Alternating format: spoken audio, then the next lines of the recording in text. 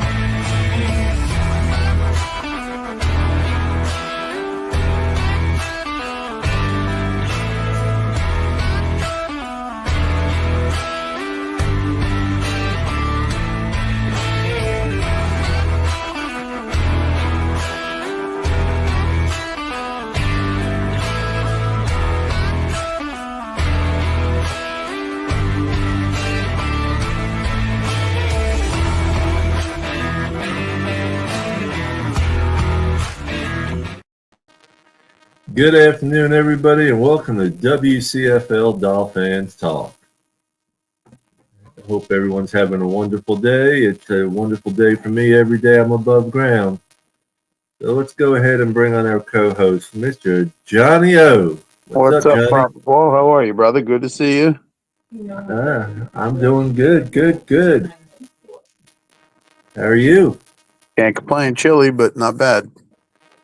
Yeah, it's been chilly in the morning for us, but it's getting back up in the high 70s, low 80s now, so it's getting warm. It's in the 40s here, so. Yeah, we've been in the 40s and 50s in the mornings. Now, let's go ahead and bring on our young man, Mr. Ethan Stepp. Long time no see, brother. Come on, guys. Good to be back. What's up there, Mr. Ethan? Great to see you, brother. Good to see y'all as well. I see we got Evan watching us, and Miss Lisa, Music is My Life. Thank you for joining us. So you say your brother's name Evan, right? Yep, that's my brother's name. Yep. Yeah, I want to make sure I say it, because some people might say even or something else, you know. Yeah, it's Evan. You're good. His younger, bigger brother. Yeah, no joke. Way bigger now. That's the way I was. I mean, I'm the youngest in my family, and was bigger than both my brothers. Yeah, he shot up for sure. Mr. Polk, nice to see you. It's been a while, Mr. Polk. How are you, Mr. Polk? What's going on? Hey, how's it going, Papa Paul, Johnny O? Okay, Ethan, it's good to see you. How's everything going in school, my brother? Really good, man. Just finishing up. Good. Keep up the great work, man. I appreciate it. Man. No problem. Michael Winters, what's going on, my brother? Mikey.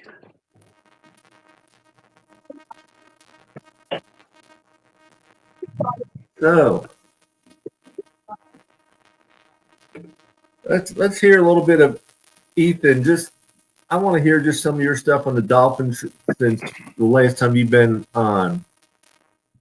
Oh gosh, so the last time I was on, I had to be, God, let me think here. Was it after week? It was after week 2 or 3, I believe. 3, I think. Yeah, I mean, obviously, a lot has changed. I mean, we're back on our winning the past 3 weeks. So I'm glad to see that. I feel like we've improved a lot.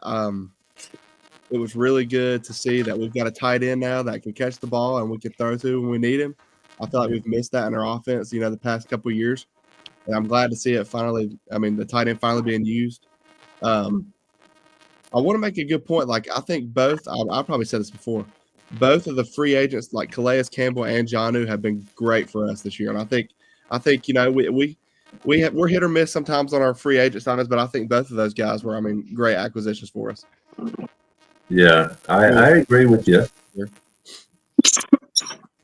I mean, Jonnu has made a big turnaround compared to training camp, because, like, the first week of training camp, I was like, he can't catch anything. He wasn't catching anything from Tua. Right. Now he's catching everything. Right. I mean, I feel like we throw to him a ton, which is good. I mean, he usually always gets us a first down. He's rare to drop it from what I've seen. So I mean, I've liked what I've saw from him. Like especially like you said, first week of training camp, he wasn't really catching anything. Well, I think it's a combination of he got used to the left-handed spin, and Mike finally decided, hey, I'm going to use the tight end, and they're using him a lot. Right. Well, he has made 2 PRs, in the last 2 weeks. His personal record was 100 yards in a game. And 2 weeks ago against the Raiders, he got 101 yards and 2 touchdowns. And then last week against the Patriots, or this past Sunday, he had 102 yards and a touchdown. Right.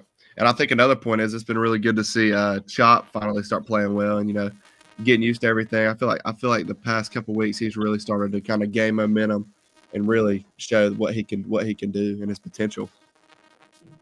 Yeah, we talked about that on Monday. It's the same as Jason Phillips. His rookie year, halfway through the season, people were saying, "Oh, he's no good. He's not as good as we thought." He was getting acclimated to the NFL game and not the college game, and Chop's done the same thing. So it's a lot different. Yeah. It's really different. Yeah. It's like going from high school to college. Totally different game. Go to college to NFL. Totally different game. Yeah. Yeah. Got to give these players time to adjust because look at What's up, Papa Smurf? got his name already. Christian Wilkins when we had him on Right. on our team. It took a few years for him to start adjusting to to the NFL and what have you. Even though he's not with our team, look at where he was when we first got him to where he is when he left the Miami Dolphins. He had to adjust. So we have to give these players time to adjust. And also too, I'm kind of piggyback on what Ethan was saying because I said this on another platform. The past 3 games, I've seen our coach, our players progress in a different way.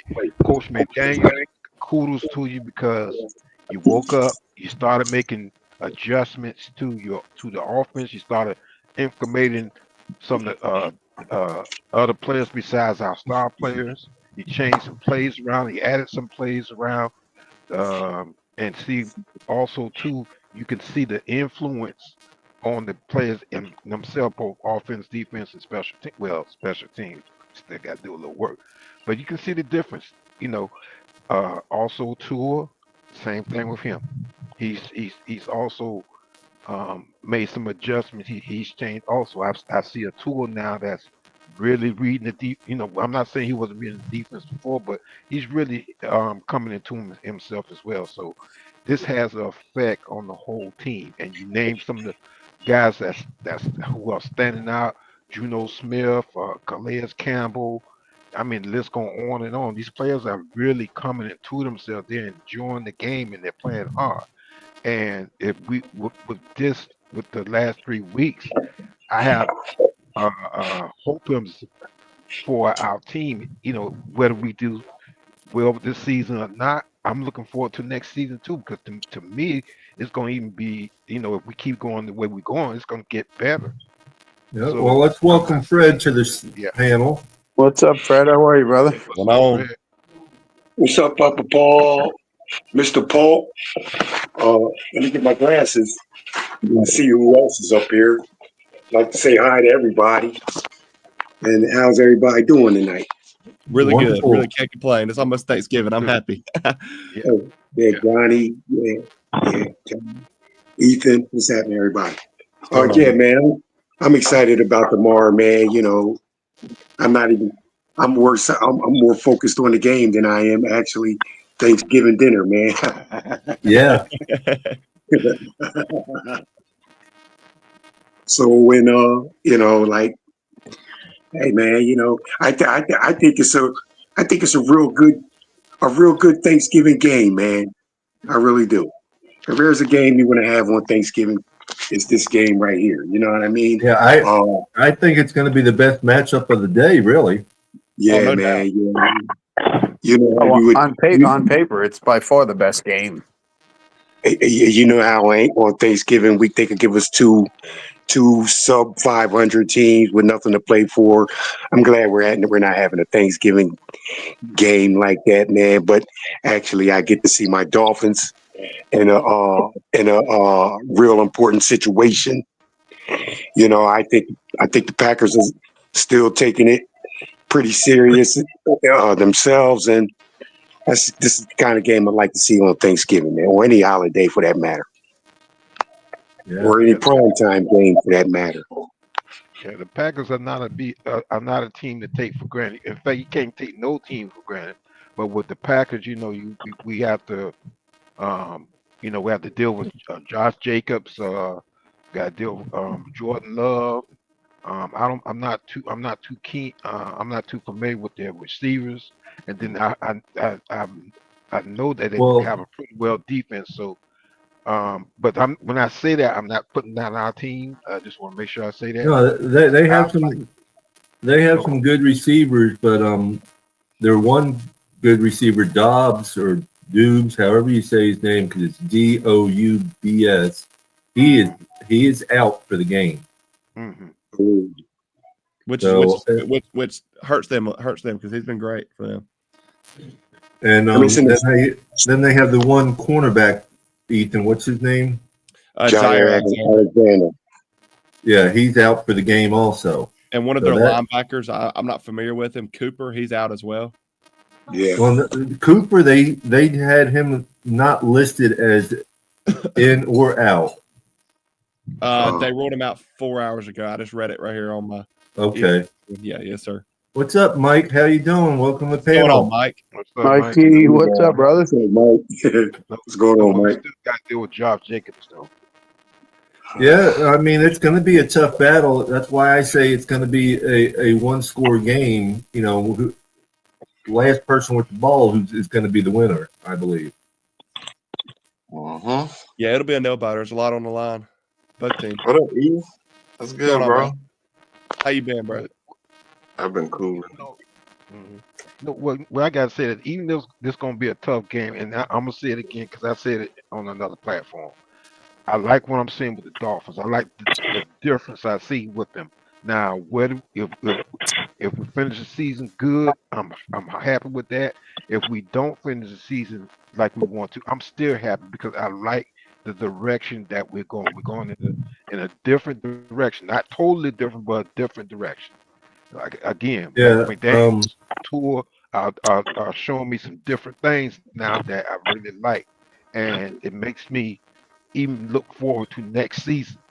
You know, Yeah, music is my life. Snow is not in the forecast at this moment, but they've been flip-flopping back and forth. 1 minute it's in the forecast, the next minute it's not. So we don't know. They are saying it's supposed to be like 6 degrees at kickoff. Going back to that point of seeing improvement, I think, especially since the last time I've been on the show, there's been, it kind of like we were spiraling a little bit, but I feel like, McDaniel finally got it right and the team finally getting back behind him when they're playing well. So I'm, like you said, I'm looking forward to the rest of the season and next season as well. And also with Tua too, because I see a difference with Tua also, and it's like I said, it's going in the right direction. And it really, I'm gonna tell you the truth. If you look at the energy and the attitude of the whole team, it's like everybody's coming out to play hard, enjoy themselves, and try to win, try to make it to the promised land. So again, I'm happy with whatever happens this season, and I want to be going to the promised land. And then, like I said, I'm looking forward to next season. Yes, sir. That's all we got to do, play with fight and might. For real. Yeah. I mean, it's very possible for us to win these last 6 games. It's very possible. Yeah. But we're not. The way they're going, they're playing one game at a time, one day at a time, and I really like it. Yeah, I like That's that. That's Don't what look needs ahead. to be done. Yeah. As And I like Calais I like Campbell says in the locker room after every game, okay, we got 24 hours to celebrate and it's back to work. We got to there you keep go. on going. That's how you do it. Mm-hmm. That's how you do it. And the adjustments. I'm seeing Mike McDaniel making adjustments, and well, we already know Weaver. about Weaver. So he he does his adjustment well. So that's why I say I'm really happy with our team. I want to see. I feel like tomorrow, it's gonna count on Jason Sanders because, like, special teams. I Right. just got the feeling Jason Sanders is gonna come through for us tomorrow. If we can't, you know, Well, but I think I believe we're going to have a lot of running going on tomorrow, and I really think in Sunday's game against the Patriots, they really didn't use Alec Ingold in there because I think they wanted to make sure he was 100% healthy Exactly. for this Thursday's game. Right. What's up, Sharif? You, haven't seen What's up, Sharif. Steve? You're Long on time mute. no see, Sharif. Long time no see. Hey, love you guys, man. Hope everyone is all right. Hope everyone is well. How you doing, man? From the Bahamas, I'm doing great, man. Um, as you guys know, I'll be right I back. just have to. Yeah. Okay, I just have to keep it real. If one loss comes along, it would really hurt me, and it would bring up the points that we were making, like which the media agreed with. We didn't prepare a backup quarterback. You can argue the O line, but the O line is adequate enough for Tua to release the ball. And I guess with Wynn coming back and Ingle coming back, there can be an argument that you're average at best running the football, which is adequate. But if one loss takes place, we can go back to the arguments where Greer failed at these positions. And so I'm not going to get built up because we can beat Green Bay and very well get a snoozer against a team we should very well beat. It's already happened this year. So to me, you have to show me 6 wins in a row. I'm not hyping up myself to get my heart broken like a boyfriend. I'm sorry. I'm being real, guys. Like a boyfriend.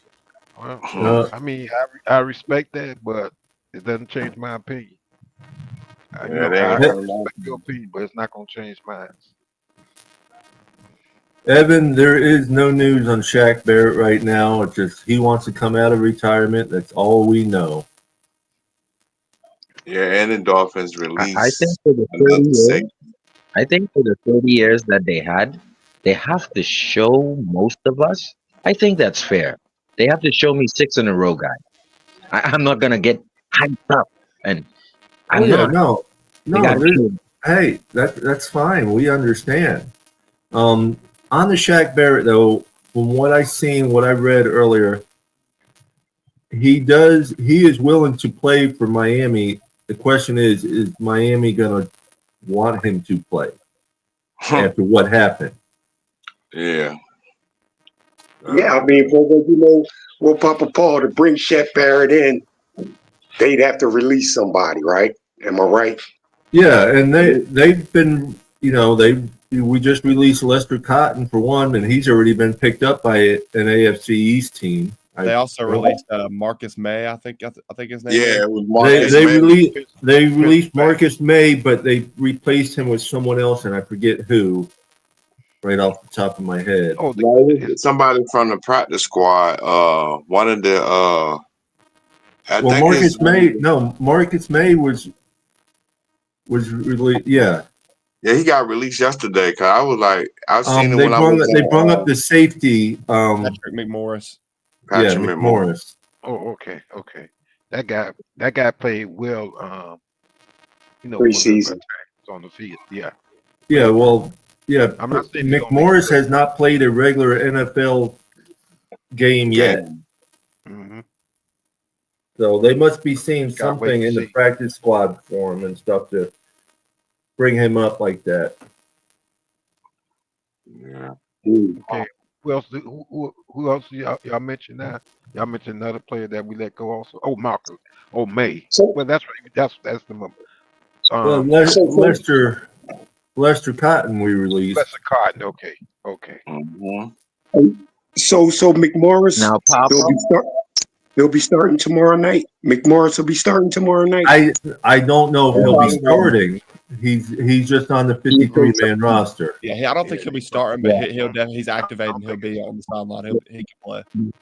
Yeah. They if I still knew, got Mr. Poyer. They still got Yeah. Jordan Poyer. Boy.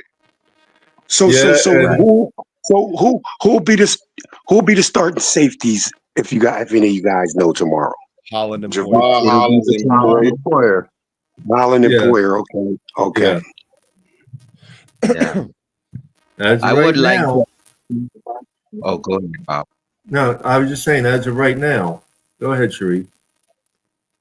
Um, I would tell me if you guys agree with these improvements. Like, I remember when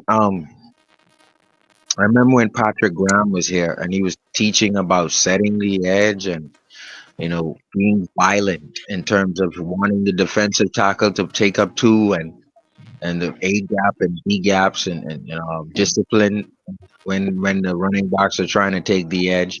And I'm seeing that now here with our defense. Like really and truly, like after that game when they ran all over us, I think it was week 1 or 2. Like we have not allowed nothing, and that's the first improvement I've seen. The second improvement I've seen, Eichenberg hasn't improved a bit, by the way, but the other guys around him, once Brewer chops this guy and then gets into space, he's one of the best. Austin Jackson had to go; he went down, but Austin Jackson was starting to become a top 15 tackle out of 32 teams in this league. So, chop. They had to put now. One thing I want to point out: when I studied him in college, he did not get sacks, guys. But watch the games in college. How much times they put 2 on him by the second quarter? By the second quarter in college last year, watch how much teams put 2 guys on Chop by the second quarter. It's happening now in the NFL, and he's just moving them away, swiping them away, and pushing them away and getting the sack. It's the same thing, guys. This is a big improvement. Now, let's say you cut Chubb and you say, hey, it's Jalen Kamara, and it's Chop. That's a good 3-man rotation. And you have the other guy coming back. I forgot the defensive end we drafted 2 years ago. And we have him coming back. And then let's say we get some depth coming back, or Ogba comes back. So we Sure, you're really not don't talking about need Phillips. Chubb. You're not talking So about Phillips, right? no, I'm not talking about Phillips. I'm talking about oh boy, Defensive end, Cameron Good. So we get okay. Cameron Good coming back. Okay, So he's an to me, outside linebacker. Chubb, 22.3 million. I think Greer right now is sitting very pretty if he cut him post June. And that's the end of my improvements and things that Greer could do. I don't know how you guys feel about I don't know if they'll cut Chubb because I thought he played I was pretty about to well say, they before ain't his gonna cut injury. no Chubb. I They don't probably know. went to free agency to get rid of Chubb. Yeah, they're not gonna cut him. Well, I don't know. I don't know about on Chubb, but right now we don't even know if they're going to bring Phillip back with Yeah, this injury and stuff. But They have Jalen Phillips. I mean, they haven't. This is his last year. They haven't given him an extension or anything. And I think it's a potential he can get an Austin Jackson type deal. Maybe a 5-year, $41 million deal where he can get, if he lasts 2 seasons without an injury, I think he can bump him up I think he could get an Austin Jackson type deal. Well, I mean, I could see them right now doing Phillips a 1-year deal next year just to see if See how if he's he'll going to stay do. healthy. And then Yeah, if I he want to see stays that. healthy, then they would, of course, give him a bigger extension. And they have to kind of do that with Chubb too. So when he gets back, see if he can stay healthy. Yeah. But And you mentioned somebody that I'm gonna be straight with that I really didn't like coming to Miami Dolphins. And like I said on another platform, man, was I wrong. Brewer, our center. Man, this guy is something else. He is he's really he is yeah, Brewer's a really he stepped beast. up. Yes, he is. Hey, Papa Paul. To me, man. After I seeing some of Jordan Love's work, man. Um, I think Chop Robinson is going to have some significance in this game tomorrow, man. Just because to me it seemed like Jordan Love, man, when he drops back, when he takes these dropbacks, man, he drops back pretty deep, man. If I'm not mistaken, man, he takes a pretty deep drop, and I think Chop, I think that's plays into Chop's advantage right there, man. The deeper the quarterback drops back, man. I think that what I mean is to Chop's strength right there, man. As fast as he come around that edge like that, man. And maybe it's a little nitpicking thing, man. But I just think Chop's going to have a couple of plays in this game, man. I really do. And I think defense tomorrow is it's a key because look, if you look at it, last week was the first week that Jordan Love and all the games he's played this year hasn't thrown a pick. So he's basically thrown a pick every game. So if we can capitalize and get an interception and score off that, maybe get a 2-score lead, I mean that changes the game. So make sure the defense secondary is ready for that, and I'm sure they're ready. I mean, seeing that a guy has thrown a pick every game he's played this year except one, I mean, I think your Is chances. Alexander playing tomorrow? Alexander's out. Oh, that's a big part right there for Green Yeah. Bay too. Their top corner, their number one corner is out as well. yeah. But they got a damn good safety. But I want to mention this. I think there was a couple of games. There's this games and the Rams game. McDaniel hasn't shown anything, guys. He hasn't shown nothing. Like, he was doing this stuff with Gesicki is my point. And I think what McDaniel is doing now is he's saying, okay, if we're going to keep three linebackers in the hash to take away Waddle and Tyreek in the middle, this is what I'm going to do to you. So some team is going to be stupid enough to come down and take away A-Chain and Johnny, and that is going to let Tyreek break free. Some Yeah. team is going to be stupid enough to do that. And I'm telling you that they were generic these last two games. And some team is going to be like, okay, Jono, you're done. And when you're done with Jono, you will open up Waddle and Tyreek.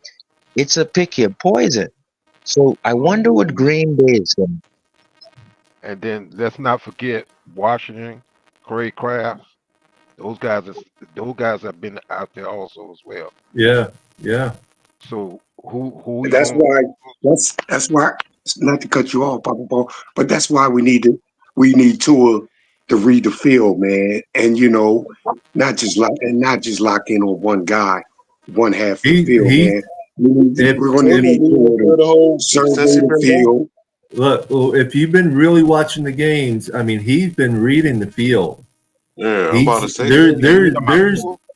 I will admit, there's been some open players that's been missed, but Yeah, as Not I've been like it told, was you can't see it. You can't see everybody. not like it was But before. he's been thrown to his third and fourth reads. Yeah, and he's kind of and move around in the pocket and reading the defense, even more. So that's why I see a change into that progress for me. I'm not saying a big turnaround, but I like the two I'm seeing right now. but Mr. Paul, I can say this. that's what we're going to need, man. That big turnaround, bro, because I think it's going to take a couple of plays of Tua outside the pocket, man. I really do, man. You know, Now, Fred, he's going I'll say this, Fred. he's going to have to move around and You and I, let it form and let it fold, man. And you know, and just standing in the pocket now, ain't going to be playing a enough good defense. tomorrow night. Bro. Green Bay has a good defense. now, I know. Yeah. Green Bay has now, good Fred. defense. you- Yeah. Mhm. Yes, they do.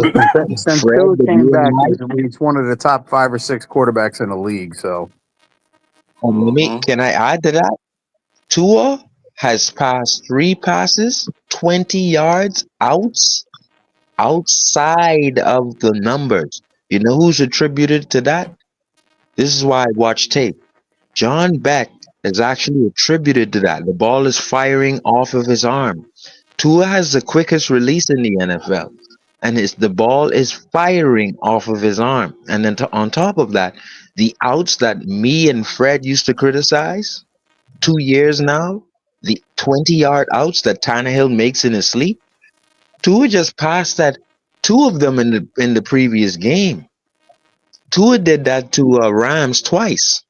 Those 20 yards outs are easy now for Tua. The cornerback can't break quick enough to get there. That's telling me improvement in Tua's game. I don't know how you guys feel about that.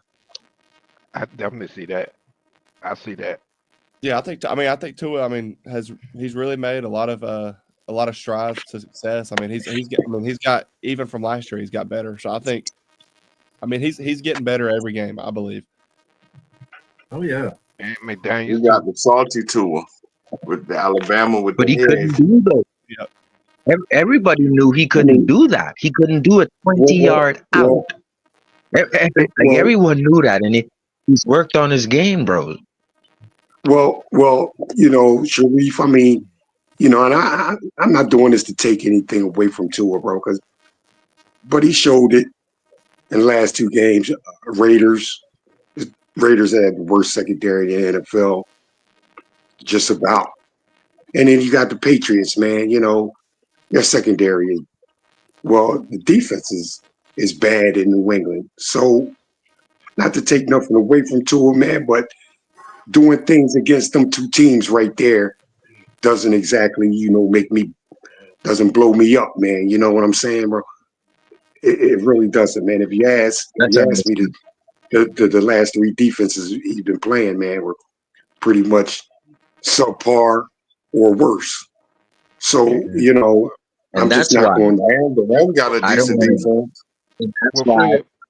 I'm down, Oh, go ahead. Fred. I mean, Fred, I get what you're Yeah. saying, but at the same time, if he didn't put up the numbers he did, the games wouldn't have been the way they were, and people would be bitching about Tua saying he's no good. No.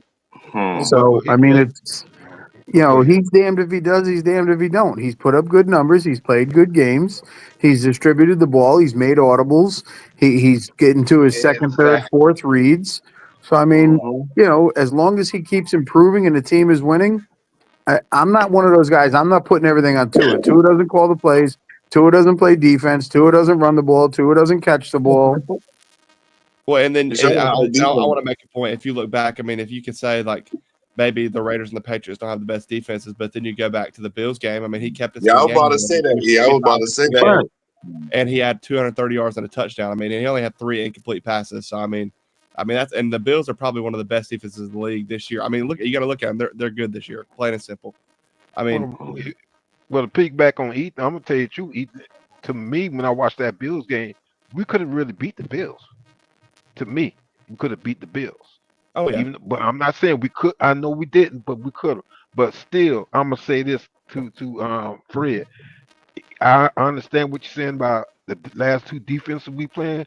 I understand that, but I still see a difference in the way Tua plays is playing the ball. I see a difference in the way Coach McDaniels is calling plays, and I'm seeing. To me, I see it having an effect on the whole team. The whole team, Yes. because you look at And all these guys. Look at all the weapons now that we have. That's what's the word? That's playing good on the offense. Coach Peterson right. got those And guys going on the defense along with Calais Campbell. 'Cause Calais Campbell is helping these guys out on the defense as well. with his experience. I agree. And to add to that, he's making us look dumb in fantasy. It's like anyone who's open, I'm passing it. So that'll mess up your fantasy ticket, but it shows the improvement. He's reading, bro. Exactly. Yes, you messed up my fantasy ticket, but you're reading the field and who's open, I'm passing to him. Yes, he messed up my ticket, guy. Yeah. But in a way, it's a good thing, huh, Sharif? In a way. I got 2 on my fantasy, so it don't even matter. So I'm doing Indeed. Well, good. I got yeah, two see, on I got I got I'm two okay on with it. I got 2 on my fantasy. I have Janu on my fantasy. Someone said to go with Waddle, and I didn't go with Waddle, bro. I was thinking Oh, if you go with oh. Waddle, you'd be a fool because Tua might go with Jonu. But I was wrong, bro. Hey, Waddle always play good against New England and Miami.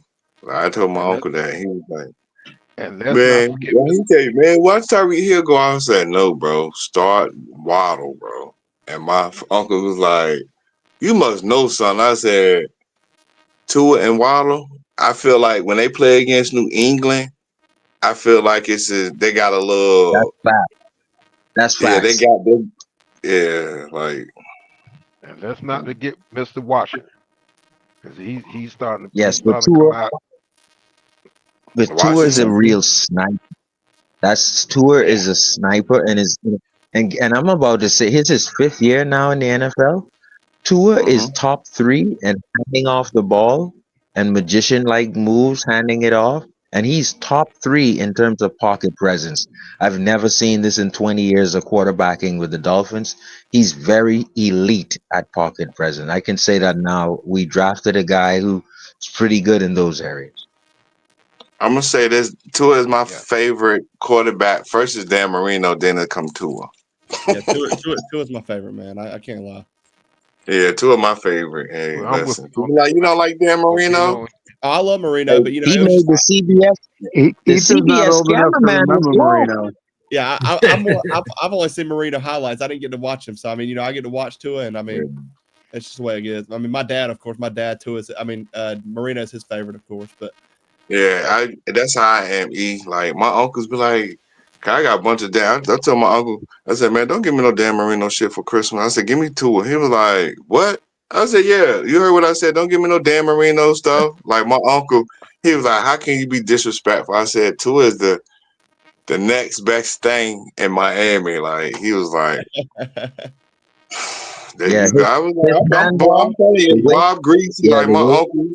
like my uncle, he was born. He been like in the Dolphins since '68. First, like my uncle always asked me the trivia question on Dolphin quarterback. So it's Bob Greasy, Dan Marino, then Tua. Like, come on. He be like, then my uncle be like, you can't forget Chad Pennington. I was like, I watched which game was it I watched? This guy just continued to get sacked and get. I'm like, what the hell?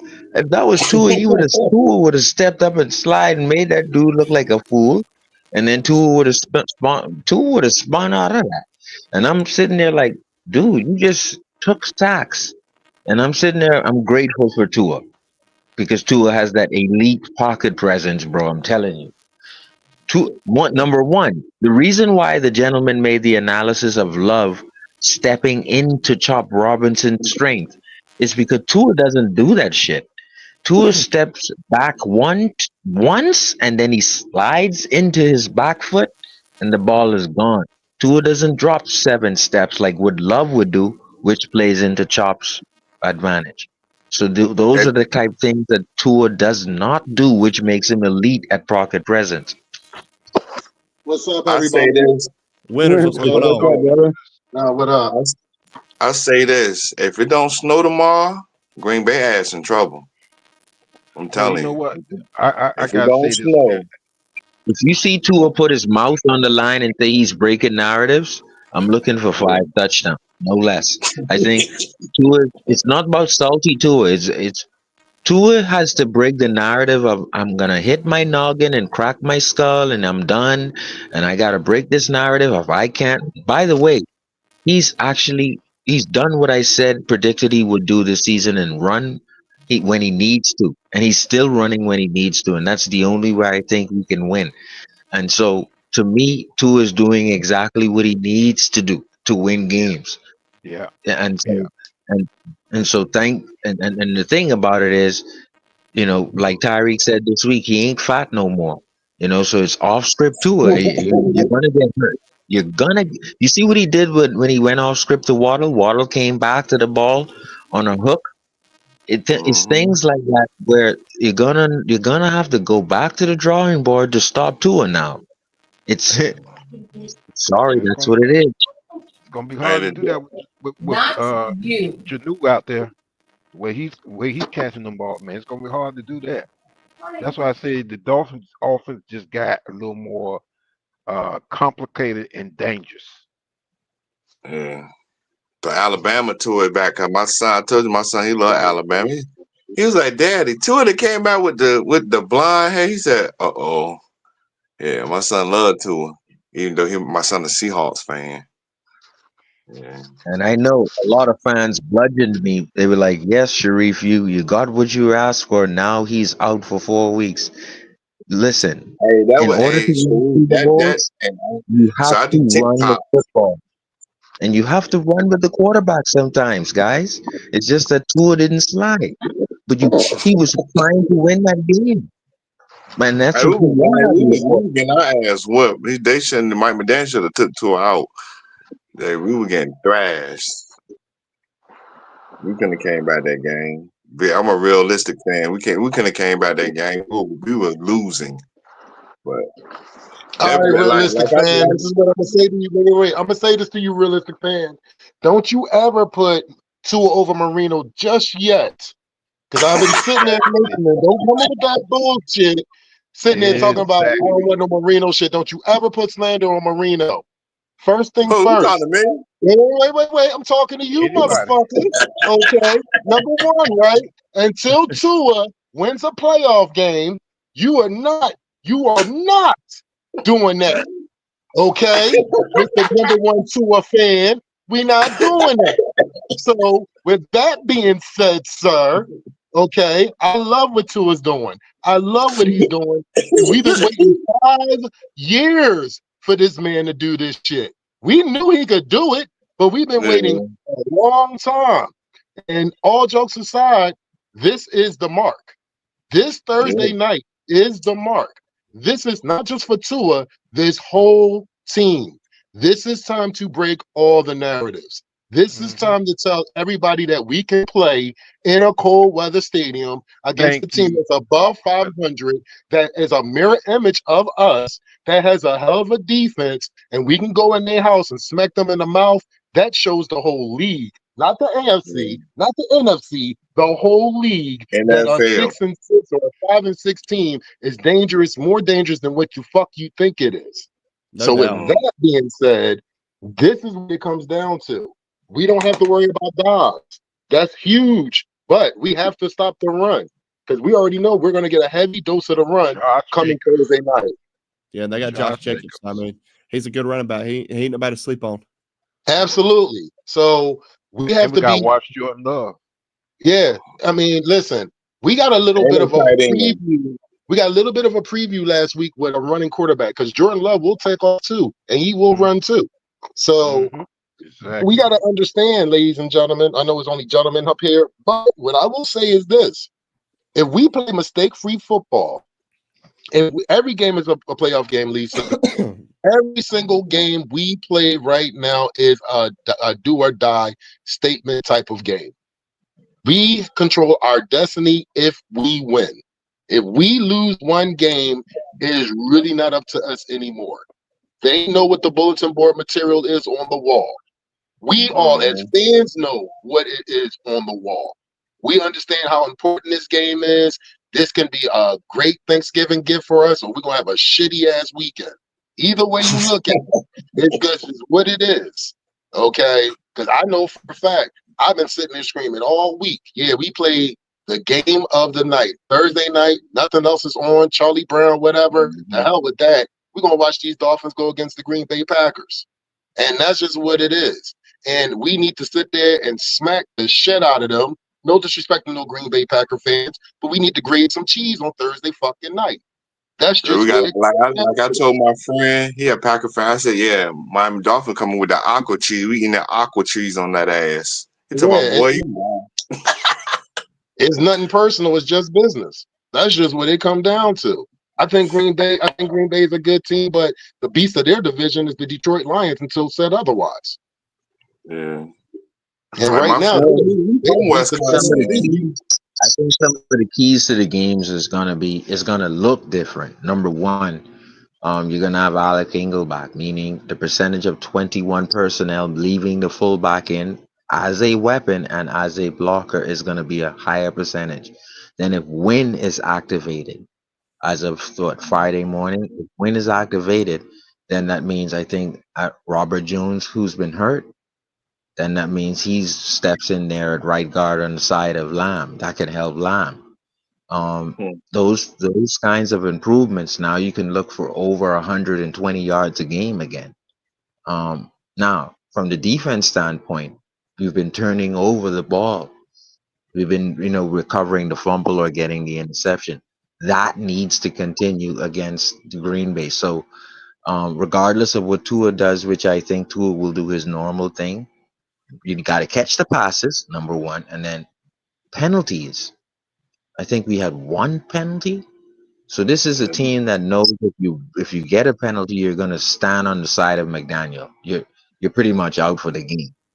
In the That's what last happened three, to in the most of last, them. in the last 3 games, we've had a total of 8 penalties. That's great. One, That's great. one against the Rams, Yeah. 4 against the Raiders, and 3 against the Patriots. Yeah, I mean that's very good, And I man. I think mean that many That's games. extremely players good. need to You break it up, Papa Paul. right. Players need to know you're gonna come and sit on the bench on the side of me if you f up, and they need to know that. And so you stay accountability. in the game, you play well. Simple. Just play well. If you mess up, there's a place for you here on this bench. That's it. Accountability. Okay, real quick, I'm Yes. going to do a commercial break real quick. What's up, y'all? This is Chef Jew. Looking for a great chef for your next catering party, private party, office party, etc. with welcome watering meals and desserts? Let Chef Jew Catering and Sweet Treats take care of it for you at an affordable price. Call me at 786-804-8096. Also reach me at chefjewcatering@gmail.com. Direct message on Facebook and Instagram at Chef Juice Catering. Chef Juice Catering and Sweet Treats. Food with a passion. We do it all. Chef Jew, Miami-Dade area, West Palm Beach area. Come get his sweet treats and good eats. You ain't never lied. You tell them about that cheesecake, Paul. Don't forget the turtle cheesecake. That shit is delicious. That's the bomb. I want to piggyback a little bit on something that was mentioned a little earlier. When it comes down to the Bob Greasy, Dan Marino, and Tua, to me they each have their own place as far as the Miami Dolphin quarterback go. So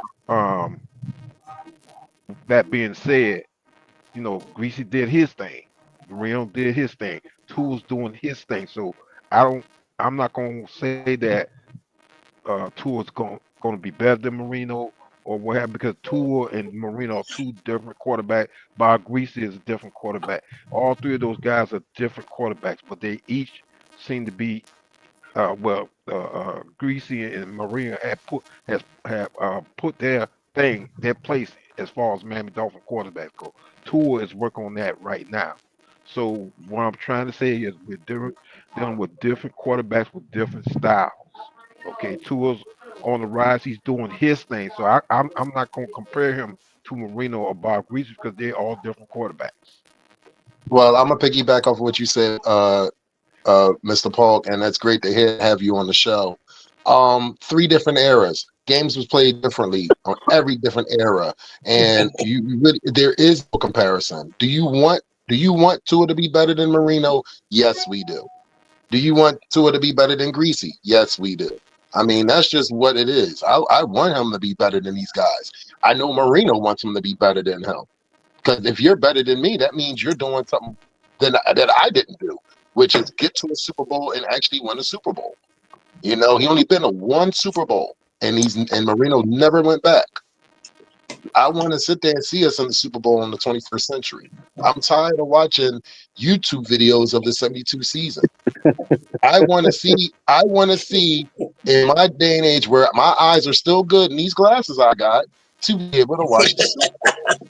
Like, no, I know I'm making jokes right now, but I'm serious in a heart attack. Like, I think a lot of the fan base is like, okay, let's do this. And we're doing this step by step. And I don't even want to talk about Super Bowl. I don't even really want to talk about playoffs yet. We need to give the Green Bay Packers the respect that they have. We have to give them that. They are 8-3 for a reason. I mean, they did beat up San Francisco 49ers team, but the 49ers are a mirror image of the Green Bay Packers, which is a mirror image of the Miami Dolphins. We run a similar system of all of those teams. They all come from the same tree. So it's not like we're going to be surprised. It's not like we're going to be surprised of what they're going to throw at us. We have an idea of what they're going to throw at us. So at the end of the day, McDaniel, that coaching staff, what I always say every week, Paul, nut up or shut up. This is it. This is it. Like, every game is just like what I am saying. And I don't care if I sound like a broken damn record until week 17, 18. I'm going to keep saying it. Every week is a put up or shut up. That's it. Come out there with that fight. You got to. So what I was saying, let me make sure I say this correctly. When I was talking about our three-quarter Greasy, Marino, and Tua, I wasn't saying that I'm not putting Tua down. What I'm saying is that Tua, I gotta make sure I say this right. Each one of these guys had their own playing style. Yes, I want Tua to be the best that he can be, and what have you. And what I'm saying is that I think Tua will be successful and what have you. Right. And like I said, yeah, I want to be better than Greasy and Marino. But what I'm saying is that they have different styles of playing, and also just like you mentioned, they're from different areas. But yes, I want Tua to be successful, and I like where Tua is going. Tua is a different quarterback from Greasy and Marino. That's the main thing I'm saying is that they're a different quarterback, and I like what I'm seeing with Tua because he's progressing. These last 2 or 3 games. I mean, good grief, Tua. You doing it up. You slicing these people. You slicing these defenses up. Wait and keep on playing. Coach McDaniels, keep on doing what you're doing. Because you're putting in some good plays, man. You're throwing in some good plays and you're making adjustments. I think the only thing that I'm worried about too, I understand you're trying to extend the play and make a play. Throw the ball away. I want to see you throw the ball away instead of taking an unnecessary hit which leads to either an injury or a turnover. I would rather, if it's not there and it's a first or a second, throw it away. Yeah, please. I think it is No, because he took a hit. He took a hit if I'm not mistaken, it was the last game or the game before. He took a couple of hits that had me worried, but I'm glad that he did get up and he was okay. Throw it away to him. Just throw it away. It was that ground gonna be cold, and the last thing we want to see is this man getting sacked or whatever. The offensive line has been doing a really good job of keeping them upright, and I love the fact that the offensive line, they might have gave up maybe a sack or a hurry here and there, but when they do, after that, they tighten it up and they make sure that man don't get touched for the rest of the game. So the offensive line has been doing well. Wide receiving core has been looking good, for the exception of Odell Beckham. He's gotten targets. He's just not been catching the ball. That's just what it comes down to. I mean, Tua put one right in the bread basket, and he should have came up with that. Yeah, I mean, it was. I got a suggestion for Odell. It was actually 2 Dolphins one that he dropped, if I'm not mistaken. Say again. No, what you saying, Mike? I said I got a suggestion for Odell. They get some baby oil. Put some Here we baby go. oil. Here we go. Here we go. This is the Miami Dolphins show. We ain't talking about that, bro. No. Oh my goodness. We all knew it wasn't baby oil in them bottles. We know that, but that's a whole bunch We all know there was no baby oil in there. No, Mike, what you should have said, he should have got some of that stickum that the Oakland Raiders used to use years back. Oh my gosh. Yeah. Shit. But I think Odell, I feel like Odell gonna have a breakout game tomorrow. I just got this feeling. Jason Sanders and Odell. I feel like Tua gonna come out there, be the Samoan sniper. Mike McDaniels. We got Mike McDaniels. I feel like Mike McDaniels gonna do what he gotta do. Run the ball. It's gonna be cold. Run that bitch. Run the ball 1,000 times. It don't even matter. Hey.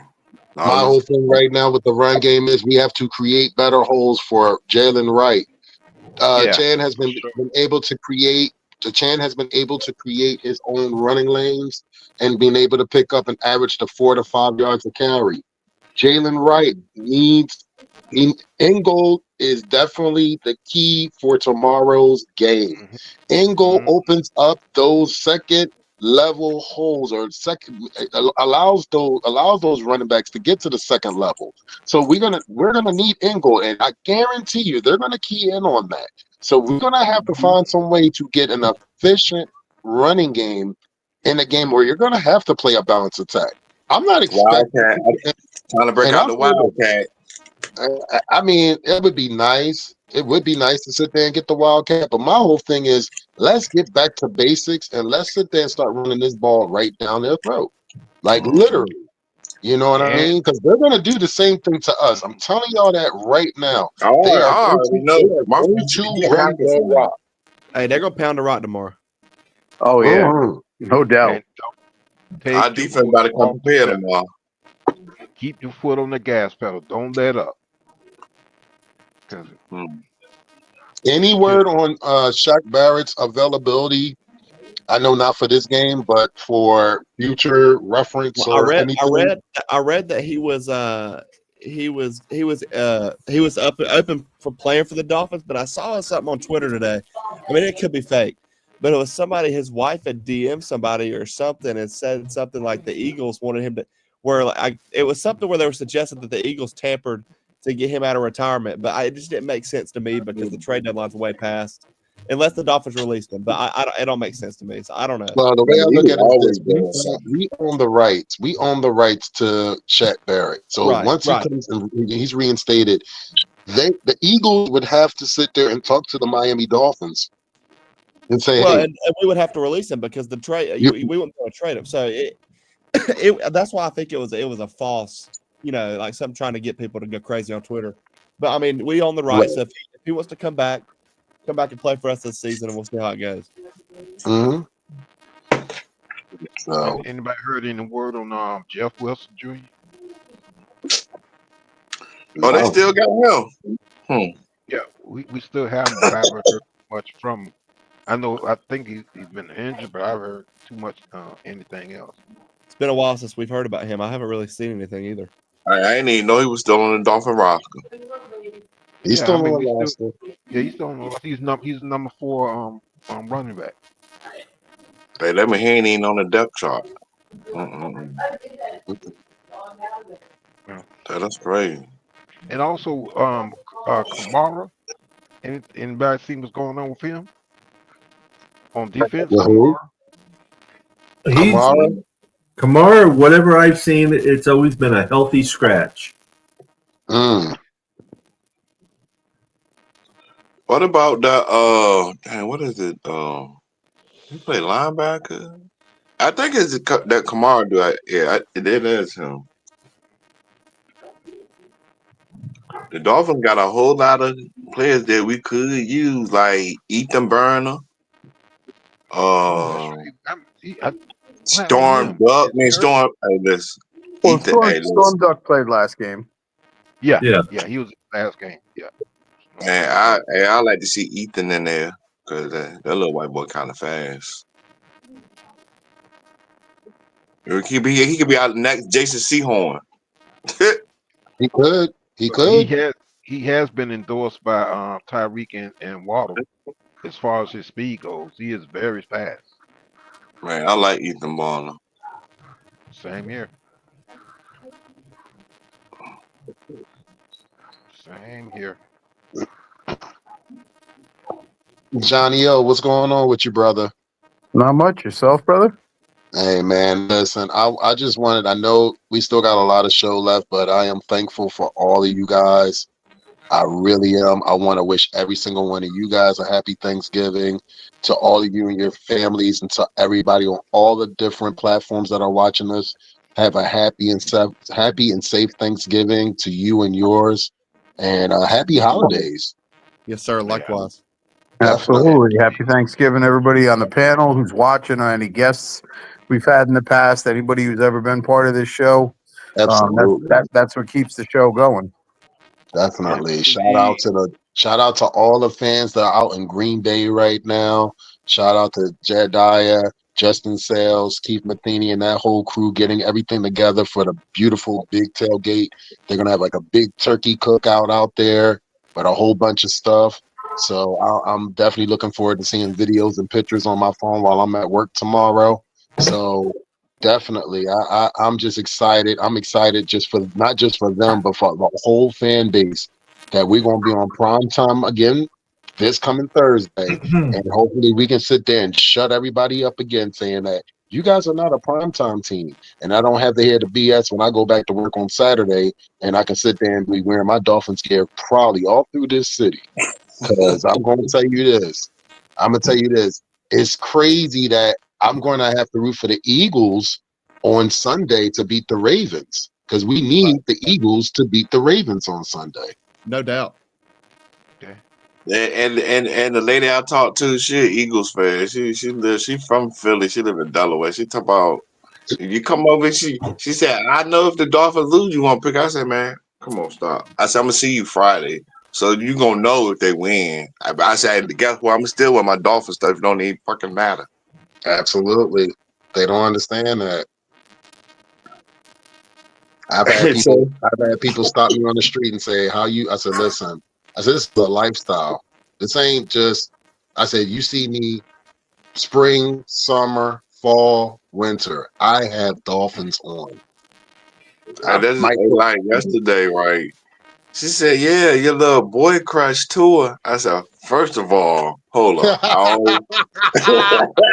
First of all, Tua is my favorite quarterback. He's not my boy crush. She said, boy, you know I'm just messing with you. She said, I know you about to cuss me out. I was like, hold up. Dang, my damn boy crush ain't. Nah. Oh, come on now. Don't lie, Mike. You know you got to crush on. Excuse me. Look, we have video proof of TikTok of all the videos. So there is video proof.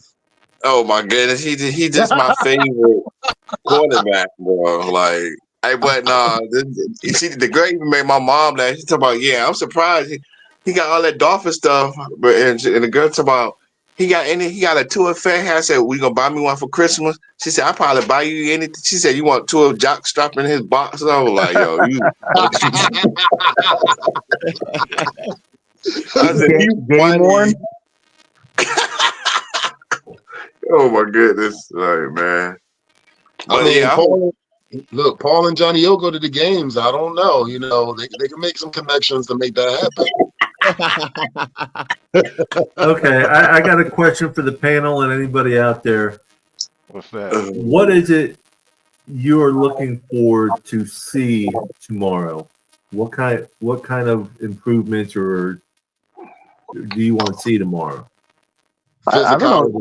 I'd like to see Tyreek have a really big game tomorrow. You know, we haven't really seen a huge game from him this year, except week 1. So I'd like to see one where he goes for about 2 touchdowns. You know, back to his normal stuff. I don't know about improvements. Just keep doing what you've been doing, getting Jonnu the ball, you know, spreading it around. 8 receivers last game. I mean, you know, using the run game when you can. You know, if they're playing two two safeties, keep throwing it over the middle, getting it in the hands of the guys who can run after the catch, and just keep doing what they've been doing. Yeah.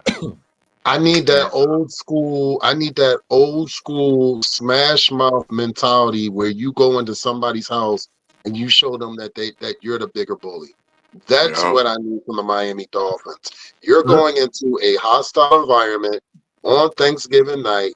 You know their fans are coming out full force. You know this team is still playing for a wild card because the division is still a little bit up in the air if Detroit slips up against I think the Bears tomorrow.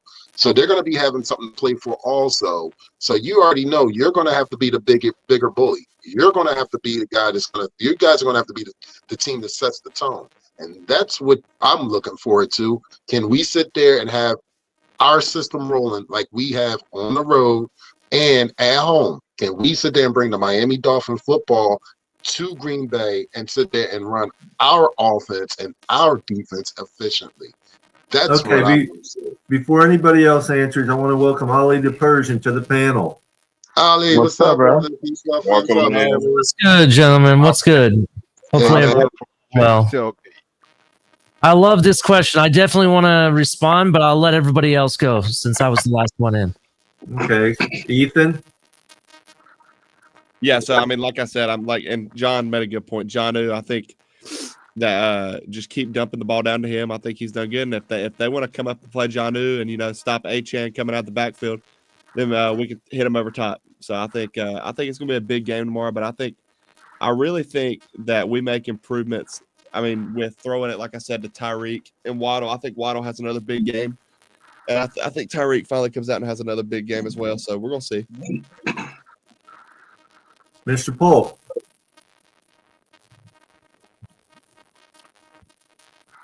What I want to see is, like I said, we can keep Jordan Love and Josh Jacobs in line, and like I said, put the points on the board. And that's the thing too. If we put points on the board, don't let up. Keep your pedal to the metal. Let's keep grinding. Let's put as many points on the board as we can, and do not let up in the second half of the game. Do not let up, because we did do that a little bit, and when Tua had to step back in, let's not do that. Let's not do that with Green Bay. What's up, Chef Drew? Shout out to Mike. Chef Drew in the house. What's up, Chef Drew? Mike, what's your answer for the question?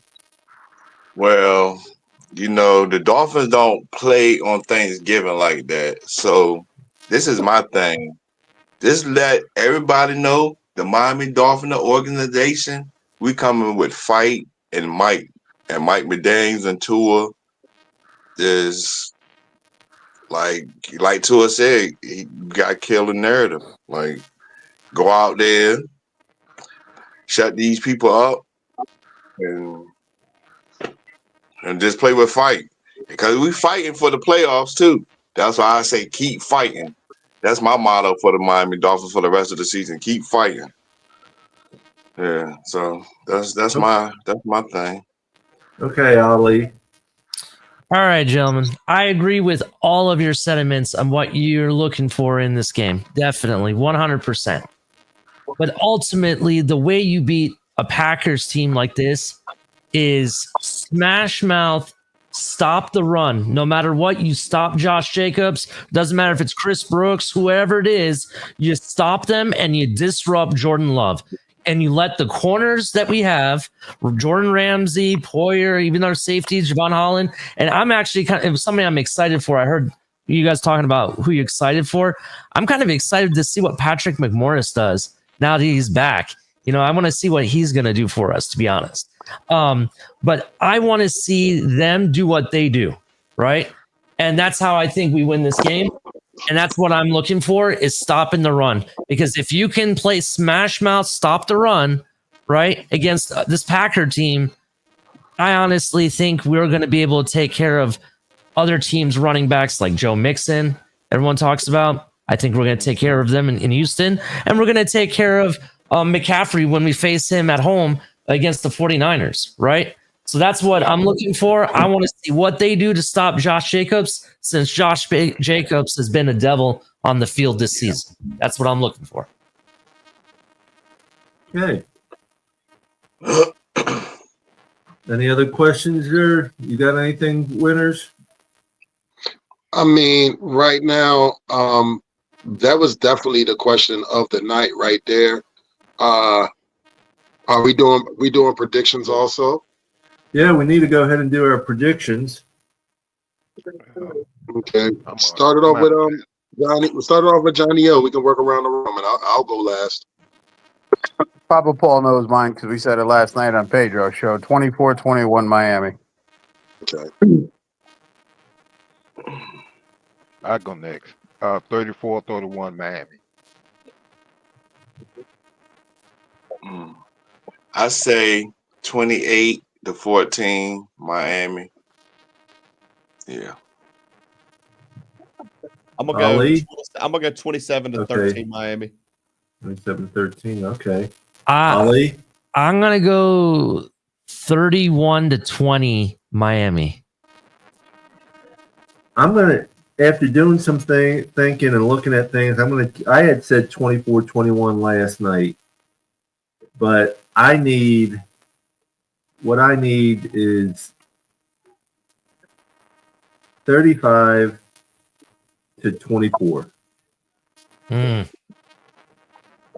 I was around that range, but I'm like right around the same range that a lot of people in this group. I'm saying, I think I said, and I talked to Russell. Shout out to Russell Hopman. And I talked to him earlier today, text wise, and I said something like about the 28-24, or 27-20 range, something around that range. This game is going to be close. This game is going to be who makes the least mistakes, and it's going to be a chess match. Exactly. It's not. Yeah, I really think it's going to be close, but my wanting is more for my bets. Yeah, well, fuck your bets. I understand. Hey. Listen. I got literally at least, and this is no exaggeration, at least 8 people that approaches me during the week. What are the Dolphins doing? What do you think? I've had people that talk to me and they lost against us because they bet against us against the Rams. I started laughing at them. If we only get 4 touchdowns and that's it, I just need them to be 4 different people: Jonnu, Achane, Waddle, and Wright. That's it. I'll be happy with that. And then Odell Beckham might have 3 touchdowns, and you'd be like, "What the fuck?" If Odell has 3 touchdowns, we're all going to be saying, "What the fuck?" Yeah, exactly. Odell, because he's on my shit list right now, right? He's on everybody's shit list. That is, I mean, a couple of the passes, I get it. The defender was all over you. I get it, right? But there's the one that was the big one that he dropped. I don't think there was any reason for him to drop that, and that's a key moment. And that a catch like that, making a catch like that, can set the tone for you to have a much more productive season for the rest of the season. And I'm going to tell you straight up, I think I'm one of the most disappointed people in the community when it comes to OBJ. I didn't expect him to be a world beater, right? But I figured he could give us a couple 100 yards, a couple touchdowns, take care of us on 3rd downs. That's all I was looking for, right? And he can't even do that. It's breaking my heart. Granted, Jonnu Smith, thank God for him coming in, taking care of business, because OBJ can't. And I don't know what's going on, but I mean, that at least we have. But it still breaks my heart a lot to see this version of OBJ. Listen, you ain't the only one that's disappointed in OBJ. I had the same thoughts as you. You know, get a 1st down here, make a few catches every game, spread the defense a little bit. To me, he's the worst signing since the Chicago Bears quarterback that we signed for $10 million for 1 year.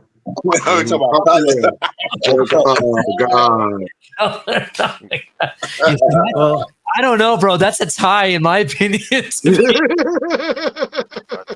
I'll tell you something I want to see, like we had this last weekend, which was what? He had 24 out of 29 receptions, was it, or something like that?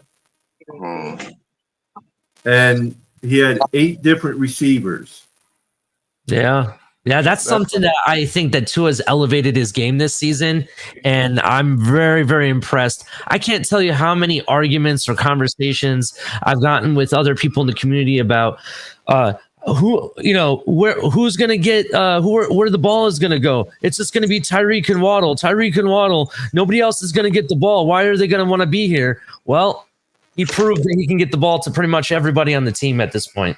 And that's what I want to see again tomorrow night is the ball spread around like that. Mm-hmm.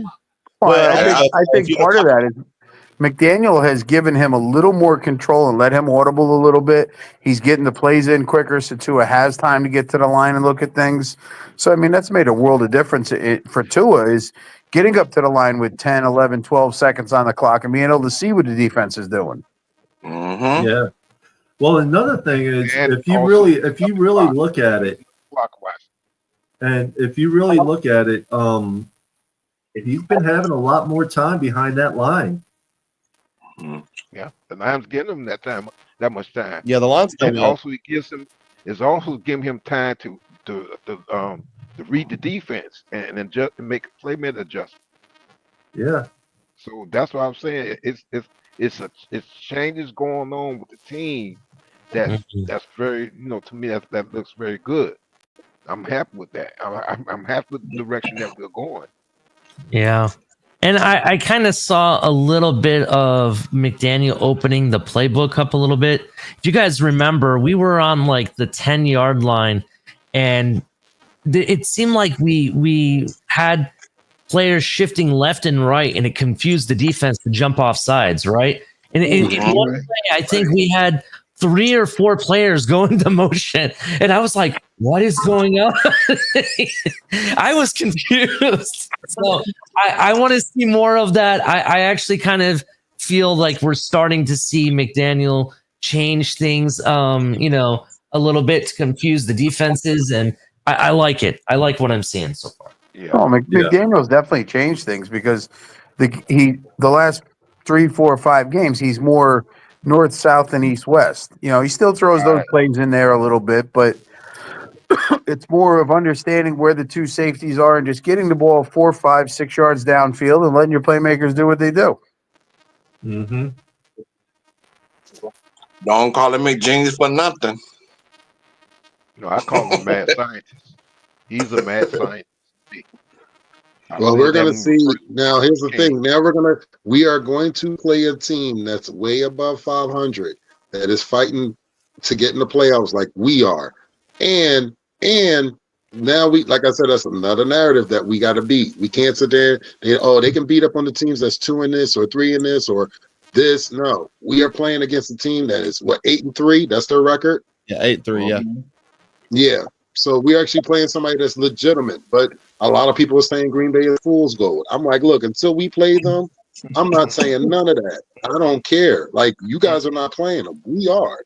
So, hey, my homeboy that's a Packers fan, he tell me, he was like, bro, he said, don't let the Green Bay Packers fool y'all, bro. I was like, bro, I ain't trying to hear what you're trying to say. I'm like you, bro. We play y'all tomorrow.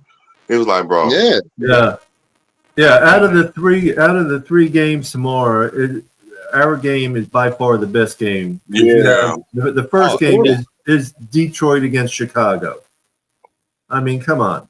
I mean, the second game's worse. Yeah, that's the New York Giants against Dallas. Wait, Johnny. That's the when you're eating game. You just got the TV on in the background just for some noise while everybody's just sitting there talking and the kids are playing and all that. Everybody playing board games when the Cowboys and the Giants. That second game is the one where I lay down and take a nap so I can stay up and watch our game at night. Exactly. That's what I'm gonna do. That's 100% right there, Johnny. Black Friday game is no better either. You got Kansas City against Vegas. Oh, I'll be probably playing music at that time. I'm not even gonna watch that. For real. Hey, listen.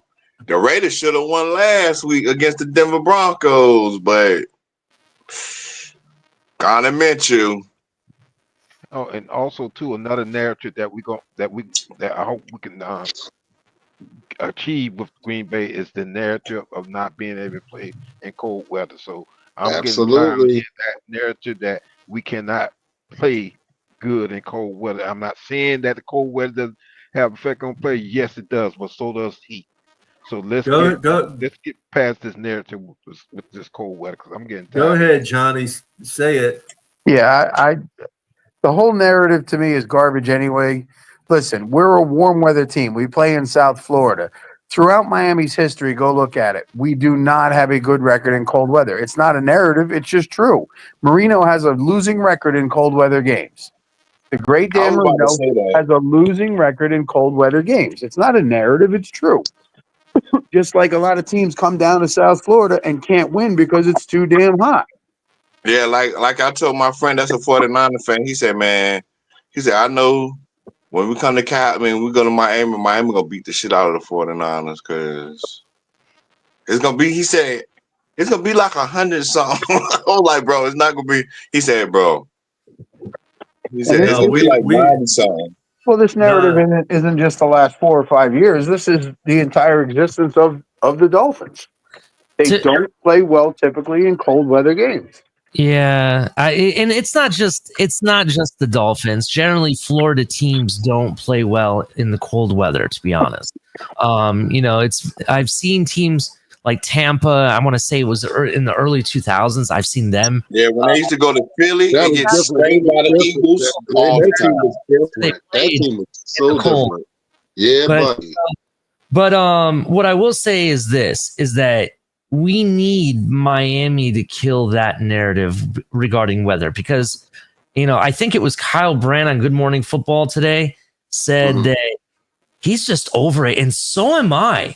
I am so over the weather talk and the Bills fans complaining about the heat or us complaining about how cold it is or the Bills complaining, oh, we can't play in snow. We got to move the game to a dome.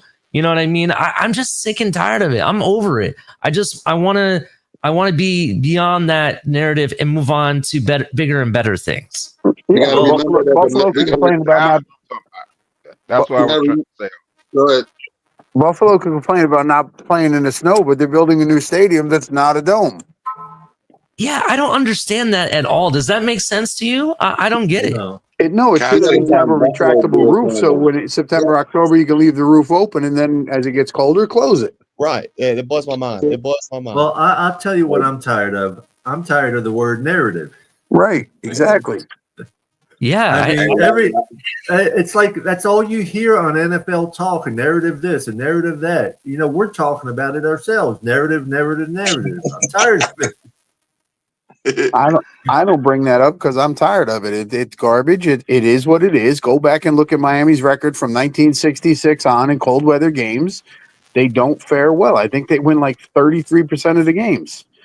It is what it is. We're yes, a lot of the players played in cold weather colleges, but when you move to Florida, and I'm a great example. I went down there this past weekend and it was in the 50s in the morning, and all my friends were all bundled up and had hats on and coats, and I'm walking around in collared shirt and shorts because that's beautiful weather to me. Hey, that's how I'm walking around now. You live down in Florida, and your blood thins out. You go to cold weather, it feels colder. Hey, listen, I live in Maryland, so listen, I'm from South Beach, and listen, this morning in Maryland, it was like 40-something degrees, and I had to go to the doctor in therapy. I'm outside with 3 hoodies. I had a hoodie, a jacket, and a pullover. My mom said, "Boy," I said, "Man, listen, it's cold." See, my mom, she's not a woman, so yeah, it's cold to me. But that's why cold weather teams, when they come down to Florida, overheat quicker, get cramps quicker. Their blood's a little thicker. They're not used to the heat and the humidity, and it causes them trouble. Hey, that's what that's what my friend said. She said, "Yeah, you're part of the Miami Dolphin franchise because look at you. It's like 40-something degrees, and you got like 3 layers, like 3." I was like, "And so what? Listen, let me be part of that. Let me be part of that. Then shit, I don't care." Let me ask this. I'm sorry. Go ahead, Ollie. No, go ahead, Ollie. I just wanted to ask this about the weather. do you guys think that part of it is like our personnel and where they're from? No, because a lot of these college kids play in Wisconsin, Michigan, Penn State. Well, they played in the cold weather. But Yeah. when you move to Miami and you stay there year round, your blood thins out. You go to a colder place, it feels colder. And it's mental also. I think it's partial. It's part mental also as well too. I mean, we know about the physical part. Me and Johnny live up East Coast. We live up north, so it is cold. I mean, Mike is not from up here, but me and Johnny are. And being in Philly in the winter, I'm going to tell you this: it is no joke in November. It's actually going to be an Arctic blast this weekend here in Philly. It's going to be like in the 20s. I understand Dolphin winters. I'm from Ohio originally, right? So I'm you understand. in Ohio, and there it gets 20 below zero. I've been part of the snow belt. I've been I've seen level four snowstorms and everything. But still, even then, in February when it's still snowing and still maybe -10 or whatever, I'm wearing shorts. Oh, right? hell no. You I tripping. love the cold weather. I No. wear shorts in the cold weather, right? I went to Ohio recently, and I've been in Florida for the past 20 years, and I have only visited Ohio maybe once or twice, and I had to go up to Ohio for a funeral, unfortunately, right? I was helping around my grandfather's house just wearing t-shirt and jeans, and they're telling me to put a jacket on. I'm like, no, I'm not. You know what I mean? So my point, the reason I'm bringing it up is that is it possible that because some of these kids like Devon Achane, he played in Texas, right? Jalen Waddle played in Alabama, and those places are not as cold as somewhere like Ohio or Philly or Maryland or even further north. You know what I'm saying? Yeah. Is it possible that they're just not used to that kind of cold? You know what I'm saying? But in the same sense, they played in cold weather games in college. So that's what I'm saying. So I get what you're saying. And we're Devon Achane, Texas A&M. I know because I lived just south of there for about an hour south of where he was playing at Texas A&M. So I know it gets cold there. It still gets cold because it's a very wet cold. And I mean, it gets in the 30s and 40s. Yeah, that's true. I see what you mean. I'm just curious because for me, the cold weather doesn't bother me. And I'm like, honestly, some of it is mental. It's just like anything. There's been proven scientifically, or let's say projects that have been done. If you think it's cold, it's going to be cold. If you think it's hot, it's going to be hot. I mean, granted, it's hot down in Miami, in August and September. That's why I need to be at August and September. If you think it could be 30 degrees out, and if you think it's not that bad, it's not going to be that bad to you necessarily. Hey, Papa Paul, I'm gonna tell you, when they say like 50 or 40 and beyond that, that's cold to me. 60, 70, Mike, I understand that because there's times when it gets below 70, I get cold. I'll be laughing at him. I'll be cracking up. This dude, I'll be crying. He's like, it's cold. I'm like, what? That's spring.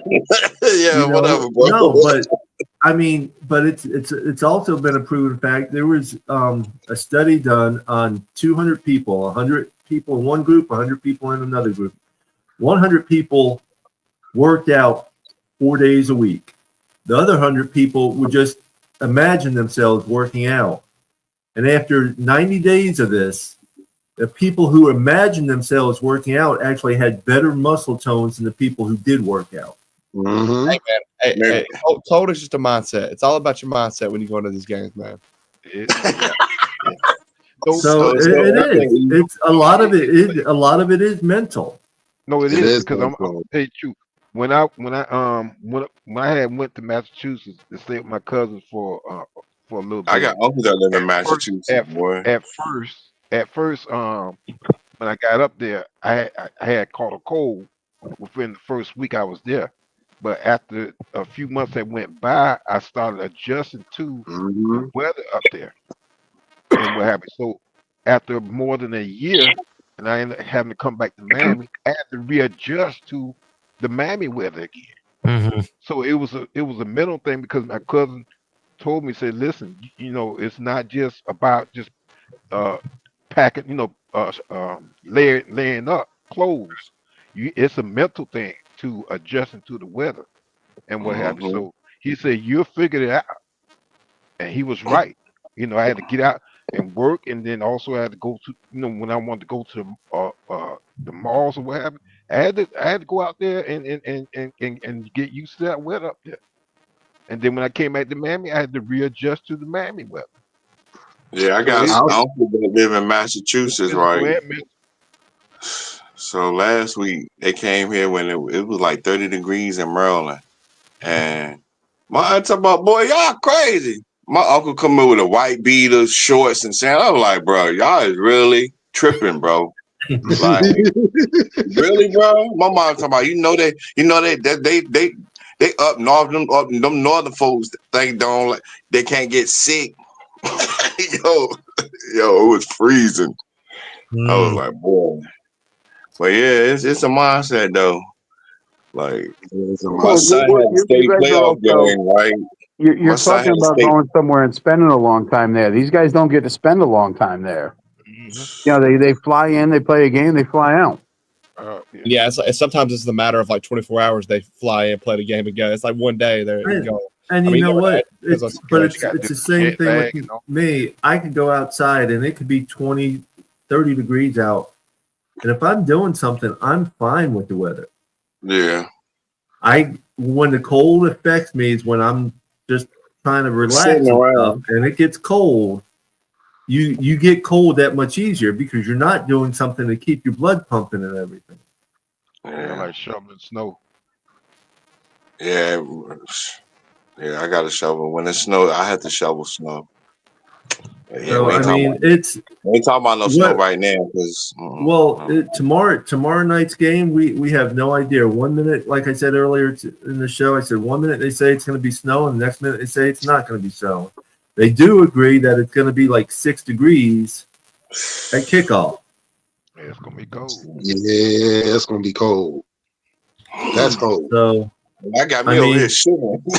I could see more of a run game going than a pass game for the most part, depending on how our offensive line does, how Ingold opens up holes for any of them. Mm-hmm. And what Green Bay gives us. Exactly what Green Bay gives us. I mean, I could see, the short game going quite well, and then they're going to be moving up and leaving somebody open for a long throw or something. Mm-hmm. Long as the Miami Dolphin players dress warm, everybody need to have ski mask on. Literally, not just for show and style, and not for robbing a bank either. Exactly. Well, let's talk about the ski mask because I want to say it was either 2 games ago. I can't remember if it was the Rams game or which game it was. But Tua had the ski mask on. Yeah, he wore the ski mask, and I was wondering. I was like, "Is it really that cold in the Rams game?" I don't understand why he's wearing the ski mask. Is that maybe he's prepping for that? He was prepping for this game. Is it possible? Maybe. Just to see how he felt with it on. Because I thought all that stuff. I actually thought he had it on during the Raiders game. Maybe it was. He did too. He had it on. He had it on for the Raiders. Wait a minute, who y'all talking about? Tua. Oh. Everybody in the house. I didn't know why he was wearing it. That's what threw me off. So I was like, well, Jamie Reihart saying here he just wore it because Ramsey gave it to him to try out. Oh, okay. And he says it was the Rams game, but I swear I thought he had it on Raiders game also. Yeah, Jalen Ramsey gave Tua the ski mask. He said Jalen Ramsey said, "What? You should put this on." They got Tua with the shiesty on now. You know, that's like me when I walk around with a do-rag on.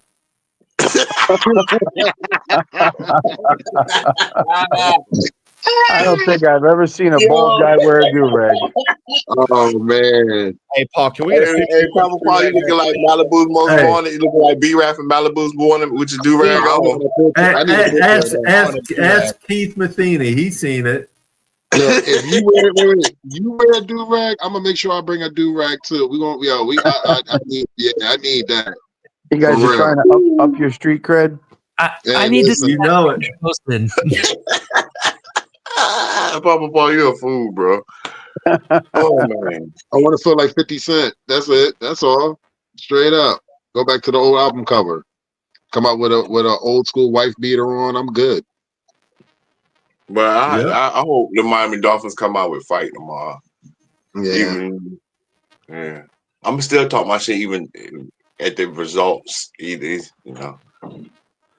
I mean, I'm going to say it just like the great Johnny O always say it. We're just going to have to wait and see. And I mean, I know we're like less than 24 hours away from this game, and I'm not trying to rush any time because time is precious and we don't get it back. But I am ready. And I think a lot of us are ready because we all know the importance of this game. And we all know like every Miami Dolphin game that we watch on television is going to be like a playoff game. So that's just what it is. Hey, I'm ready. Since we blew out New England when Mike McDaniel put that scrub, what's his number 19 in when he came in? Oh man, Skyler. Skyler. We need to move off of that. To be honest, I really think. You. Yeah, What's up, Shake that's Money? most Dolphins fans. What's up, Shake? What's up, Shake? Right. We only got. I'm gonna call it at 9:45. I got to get up early to start cooking a turkey, smoke a turkey tomorrow. So. Well, I hope all of you have a wonderful Thanksgiving. I hope all You y'all as well. You too, brother. Yeah, I hope thanks. Hey, we got it tomorrow. So everybody on TikTok be wanting me to do the Trump dance every time the Dolphins win. So hopefully for the next couple of games I can do the Trump dance because popular. Your ass can't dance anyway. What the hell you going? What the hell? You know what? I'm coming to TikTok just for you tomorrow. I'm just gonna come to TikTok just to visit you on one of my breaks, and I'm gonna mess with you just to mess with you. I didn't want viral off of that. I didn't have a couple of Dolphin fans do the little Trump dance. The people be like, man, listen, we know you popular over here on TikTok. He's like, we got to do something viral for all of them. Like, and one of the dudes said, we know you like Trump. He said, do the Trump dance. I was like, I said, they make me the first video they took down because I said, Your ass can dance. That's why they took the shit down.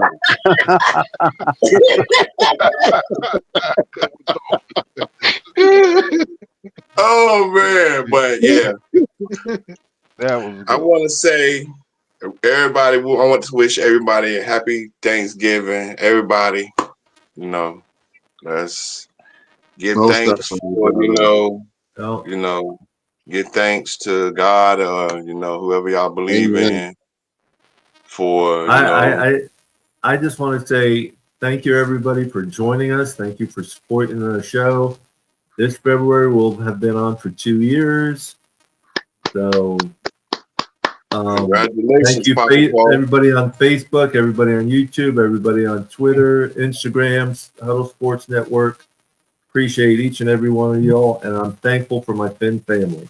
Listen. I mean, I'll say this real quick, and I know we only got a few minutes left. I'm thankful for everybody on this panel. I'm thankful for my Miami Dolphin family. I'm thankful for everybody that's tuned in, came join us on this show. I'm thankful. Actually, Mike said it perfectly. I'm thankful for the good Lord for letting me wake up and see another day every single day. I'm thankful for the people that are in my life right now, not just here on Facebook, not just here on different apps, but just all over. And just, I'm thankful to be able to do the things that I'm able to do with people that I love generally. So with that being said, Happy Thanksgiving to all. Have a safe and prosperous one. Yeah. Shout out to the people that's out in Green Bay that's repping us to the fullest. And so many of y'all. Y'all know who it is. Y'all know what it is. It's always going to be peace, love, fins up. And I appreciate y'all. Everybody. Good night, Let's Mike. get for the win tomorrow. Yep. All right. Ali, you got anything? What shows you got coming up, Ali? Well, I just want to say happy Thanksgiving to everybody here on the panel. I'm thankful knowing all of you and meeting you guys and being part of this wonderful community that we have. If you guys are checking out the Fins Tailgate, tomorrow, 8 a.m. is a Thanksgiving special starring myself and Color. It's top of the tailgate starting at 8 a.m. It's a pre-recorded episode, but you guys can still chat and all that, so definitely check it out. I know Shake is supposed to be doing something, and El Cap is supposed to be doing something for Thanksgiving. I know Shake has his insomnia tonight at midnight. Okay, yeah, so his is probably starting at midnight. That's right. But yeah, I'm thankful for everybody. I'm thankful, most of all to my grandmother, and may she rest in peace. She's the reason I'm a Dolphins fan. It started when I was about 5 years old, and she brought me a Miami Dolphins hat when she came back from Florida. So that's where it started, and I always give it up to her, and I'll never forget her for that. I'm thankful for my family, my friends, you guys, everybody, the entire Dolphins organization. Let's go beat those Packers tomorrow. Happy Thanksgiving. Everyone have a great night. You Peace, too. love, and fins up, brother. Fins up, brother. It's good to see my brother from Tailgate over here. This is my first time seeing you over here. So it was a pleasure to see you pop up in here. Definitely, Mr. Paul. I'm sorry I'm sorry, Papa Paul, I don't come over more often. I just been very busy and my schedule's all over the place. So it's all good, brother. We appreciate you coming on tonight. It's all good. Thank you.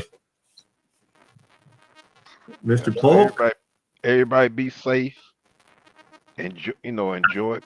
Like you said, Thanksgiving, be thankful for life, for everything, for family, for friends, for being Miami Dolphins fans. But like I said, please be safe. Be safe. Appreciate you, Mr. Paul. Yeah, I appreciate you guys, man. Ethan or Johnny? Yeah, Ethan. I'm thankful for family, friends, good health. Of course, you guys, I've been on the show in a while, and you guys have always checked up on me and supported me, and I appreciate that. And, I'm thankful for the Dolphins, of course. I mean, they bring, all of us joy. So hopefully we go out there and get a win tomorrow. I appreciate you guys having me on, and I should be on here more often now that I'm out of school for the winter. And I look forward to it, man. Yeah, keep up good work, Ethan. Absolutely. I'm praying for you, my brother. I appreciate y'all. Appreciate you. Johnny O. I'm thankful for the family that I have, my children, my grandchildren. I'm thankful for the Fins family that we have, whether you call it Fins family, Fin in-laws, all the people that I've been able to meet through Facebook and going down to the games and putting faces to names and names to faces and enjoying the community that we do have. Thankful we live in a country where somebody like Ethan can, go through school and realize his dreams and become a teacher and, the great community that we do have with the Dolphins and all the people that support us on this show and others, we know a lot of the other podcasters that do great work and thankful to see all them doing what they do. It's great to be able to listen and watch and can't ask for more. Yeah, God is good. God is good. God is good. God is good all the time. You're absolutely right. With that being said, good night, everybody. Have a wonderful Thanksgiving, a wonderful weekend. Peace, love, and fins up, everybody. Peace, love, and fins up. Peace, love,